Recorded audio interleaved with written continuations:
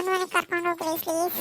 ನಂಗೆ ಅಮ್ಮನ ಮನೆಗೆ ನೋಡ್ಬೇಕು ಅಂತ ಅನಿಸ್ತಿದೆ, ತವ್ರ ಮನೆಗೆ ಹೋಗ್ಬೇಕಂತ ಅನಿಸ್ತಿದೆ. ಬರ್ಸ್ತೇನೆ.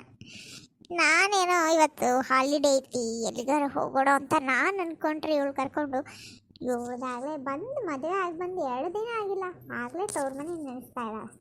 ನಾನೇನು ಚೆನ್ನಾಗಿ ನೋಡ್ಕೊಳಲ್ವಾ, ಅವ್ರ ಅಪ್ಪ ಅಮ್ಮಗಿಂತ ಚೆನ್ನಾಗಿ ನೋಡ್ಕೊತಾ ಇದ್ದೀನಿ ಇವಳನ್ನ, ಆದರೂ ಅವನ್ನೇ ನೆನೆಸ್ತಾ. ನಾವು ಚೆನ್ನಾಗಿ ನೋಡ್ಕೊಂತಿದ್ದೀರಾ ಕಣ್ರಿ. ನನಗೆ ತವ್ರ ಮನೆ ಅಂತ ನಮ್ಗೆ ಅಪ್ಪ ಅಮ್ಮ ಬಿಟ್ಟರೆ ಯಾರಿದ್ದಾರೆ ಕಣ್ರಿ. ತವ್ರ ಮನೆ ಅಂತ ಆಸೆ ಇರೋಲ್ಲ. 2 ದಿನ ಅಲ್ಲ 2 ವರ್ಷ ಬಿಟ್ಟದಂಗೆ ಆಗಿದೆ ಅವ್ರನ್ನ ನೋಡಿದೆ. ಜಗತ್ತಿನ ಅತಿ ದೊಡ್ಡ ಶತ್ರು ಅಂದರೆ ಅದು ಹೆಂಡತಿ ತವ್ರ ಮನೆಯವರೇ. ಅಲ್ಲ, ಮದುವೆ ಮಾಡ್ಕೊಡೋದು ಇದಕ್ಕೆ ಮಾಡ್ಕೊಡೋಕು. ಆಗ ಮಗಳಿಗೆ ಯಾವ ಬರ್ತು ಮಗಳಿಗೆ ಅಂತ ಫೋನ್ ಹಚ್ಬಿಡ್ತಾರೆ.